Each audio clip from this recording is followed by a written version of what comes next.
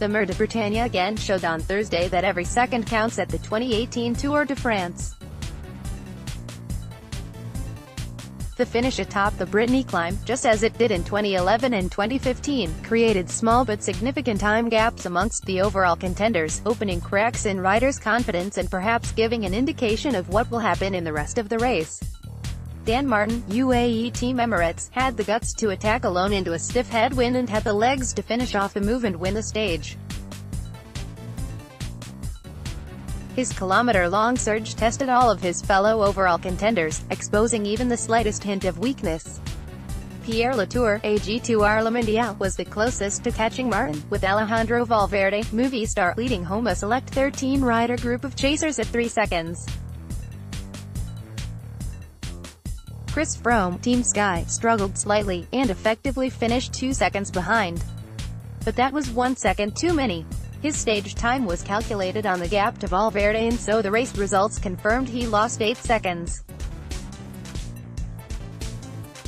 Rigoberto Urán, EF Education First Pack, suffered a similar fate, losing 11 seconds, and Bob Jungels, Quick Step Floors, lost 12 seconds.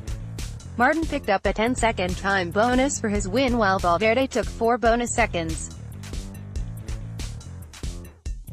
Froome dismissed his latest time loss, and he may be proved right by Paris.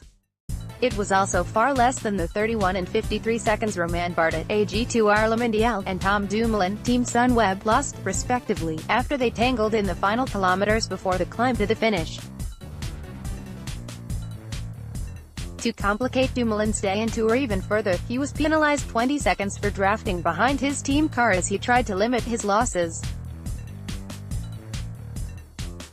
Every second counts, but Dumoulin was giving them away for free. He slipped to exactly 1 o'clock behind Thomas in the virtual general classification, a classification of only the GC contenders, which doesn't include current race leader Greg Van Avermaet. BMC Racing. This first half of the 2018 Tour de France was always going to be a 9-day white-knuckle ride for the many overall contenders in this year's Tour de France, but few expected it to be such intense, nerve-wrenching, leg-hurting racing. The cycling gods are throwing lightning down on the riders for kicks, and few in the peloton are able to dodge them all. We are 6 stages into this year's Tour de France, and 4 of them have caused time losses to at least one of the overall contenders. The fortunate, the strongest and the better bike handlers already seem to be rising to the top.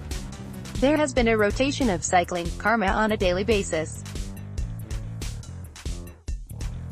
The late crash on the opening stage cost Froome, Richie Porte, BMC Racing, and Adam Yates, Mitchelton Scott, 51 seconds, and Movistar's Nairo Quintana 1:15. Then the Cholet team time trial shuffled the virtual GC yet again, helping some riders regain losses but costing Vincenzo Nibali, Bahrain Merida, a minute to his biggest rivals. Bardet lost slightly more, with only Urán limiting his losses to the big 5 teams of BMC Racing, Team Sky, Quick Step Floors, Mitchelton Scott and Team Sunweb. Ilnur Zakarin, Katusha Alpecin, lost almost a minute due to a late crash before the finish of Stage 4 in Sarzeau, and then the Mûr-de-Bretagne caused further gaps as the game of snakes and ladders continued. Martin hauled himself up the Mûr, and up the GC, on Thursday, pulling back some of the time his UAE Team Emirates lost in their terrible team time trial. Dumoulin had avoided the crashes and gained seconds in the team time trial, but on the road to the Mûr-de-Bretagne he was punished with a puncture and that time penalty. He slid 8 places, from 7th to 15th. Bardet has shared the front page of L'Équipe with the French national soccer team in recent days. Les Bleus have reached the final of the World Cup, but Bardet was left singing the blues on Thursday, slipping to 23rd overall, 142 down on Thomas. All this is before Sunday's cobbled 9th stage to Roubaix, which could spark even bigger time gaps and open bigger crevices in the GC, leaving some contenders' hopes and dreams scattered across the fields of northern France. Will the current gaps mean anything by the time the Tour peloton riders reach Paris on July 29? Perhaps. Froome beat Urán by 54 seconds last year. In 1989, Greg LeMond beat Laurent Fignon by 8 seconds after the legendary final time trial to Paris. Even in 2007, Alberto Contador only beat Cadel Evans by 23 seconds.